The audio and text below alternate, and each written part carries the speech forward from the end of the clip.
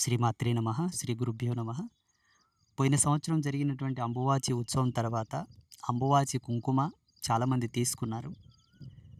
అంబువాచి కుంకుమకు సంబంధించి కొంతమంది కొన్ని అభిప్రాయాలు వ్యక్తం చేశారు. ఏమిటి వ్యక్తం చేశారు? కుంకుమ గూడా పైసలకిస్తారా? ఊకియ్యొచ్చు గదా! ఇదేమైనా వ్యాపారమా? బిజినెసా? సరే అన్నారు, బావుంది. మళ్ళీ అంబువాచి వస్త్రం మీద గూడా చాలామంది కామెంట్ చేశారట. ఇంత రేటా? ఇన్ని డబ్బులియ్యాల్నా? ఈ వస్త్రానికి ఇన్ని డబ్బులు అవసరమా? అన్నారట.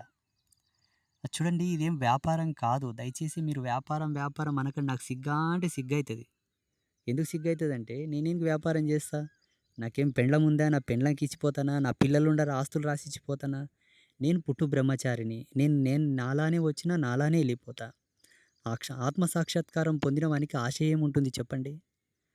మీరో రూ. 10 ఇచ్చిపోతారు. ఇచ్చిపోయిన దానికి మేమేం చేస్తాం? అన్నదానాలు చేస్తాము, టెంపుల్ డెవలప్ చేస్తాము, పూజలు చేస్తాం, ఉత్సవాలు చేస్తాము. ఆచార్యులొస్తారు, వాళ్ళకి సంభావన పెడతాం, భోజనాలు పెడతాం. ఎవరో మీ అంచుడు పుణ్యాత్ములు ఇచ్చిన రూ. 10 నేను వీడియో గూడా రిలీజ్ చేశాను దానికి. ఏమిటా వీడియో అంటే, ఇప్పుడు మొన్న కొత్తపల్లి, పాతపల్లి నుంచి బిజ్వార గ్రామానికొస్తున్న పిల్లలకి ఇబ్బందిగా ఉందని చెప్పి, ఉచితంగా ఒక బస్సు పెట్టినాం పీఠం తరపు నుంచి. అట్లా ఎన్నో చేశాం. అవన్నీ వీడియోలో పెడితే బాగోదు. చేసిన దానం చెప్పుకుంటే పుణ్యం తగ్గుతదన్నారు పెద్దలు కాబట్టి ఏం చెప్పలేదు. ఎన్నో చేస్తున్నాం. చూడండి, మీకుగా మీరు చేయడానికి అవకాశం లేనప్పుడు ఇతరులకిచ్చి కూడా చేయించాలని శాస్త్రంలో ఉన్నది. ఆ ఇచ్చే కోణంలో ఎవరికివ్వాలి, ఎవరి చేత చేయించాలన్నదానికి కూడా ప్రమాణాలున్నాయి. ఇప్పుడు భార్యా పిల్లలున్న వాళ్ళు ఎప్పుడు కూడా కాస్తో కొరతో స్వార్థపడతారు. ఎవరు లేని మాలాంటి వాళ్ళే నిస్వార్థంగా సేవ చేస్తారని ధర్మశాస్త్రంలో చెప్పారు. ఆ పద్ధతిలోనైనను కూడా మీరిక్కడ చేస్తున్నారు అనుకోవచ్చు గదా!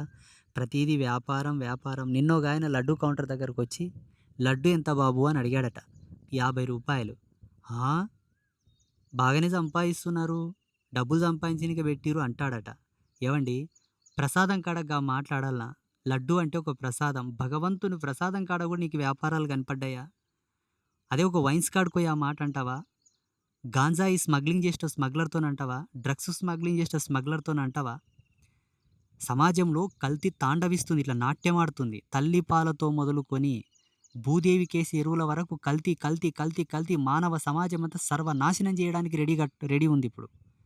అటువంటి ముఠా ఉంది. వాళ్ళతోననగలుగుతున్నావా? ఈడ ఏం వ్యాపారం కనిపించింది పాడుగాల? దయచేసి తప్పు అర్థం చేసుకోకండి.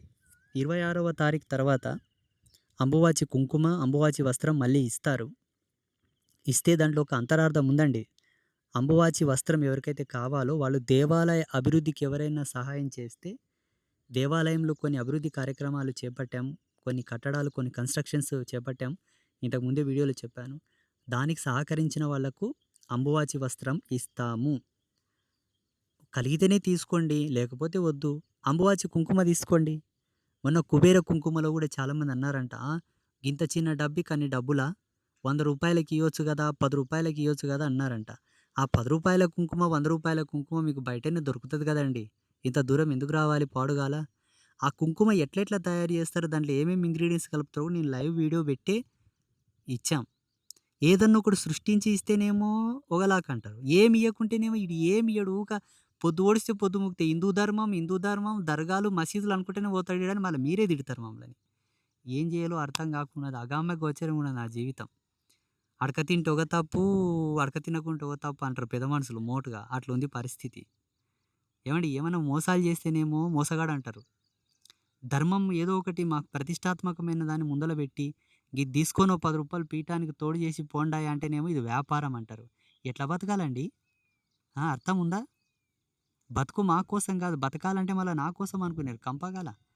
పీఠంలో కొన్ని సేవలు జరుగుతాయి. ఇక్కడ నిత్య భోజనాలు ఉంటాయి. ఎన్నో సేవలు జరుగుతాయి. ఎవరు చేస్తారు? ఎవరు చేస్తారు చెప్పండి? ఇలా అంబువాచి వస్త్రం కానివ్వండి, అంబువాచి కుంకుమ కానివ్వండి, 26వ తారీఖు నుంచి వితరణలో ఉంటుంది. ఎవరైనా ఆసక్తి కలిగిన వాళ్ళు, ప్రేమ ఉన్నవాళ్ళు, నమ్మకం ఉన్నవాళ్ళు, విశ్వాసం ఉన్నోళ్ళే తీసుకోండి. లేనిపోని పంచాయతీలు కానీ, నోటి జోళ్ళు పోగొట్టుకోకురి. అందరికీ శ్రీమాత అనుగ్రహ ప్రసాద సిద్ధిరస్తు తదాస్తు.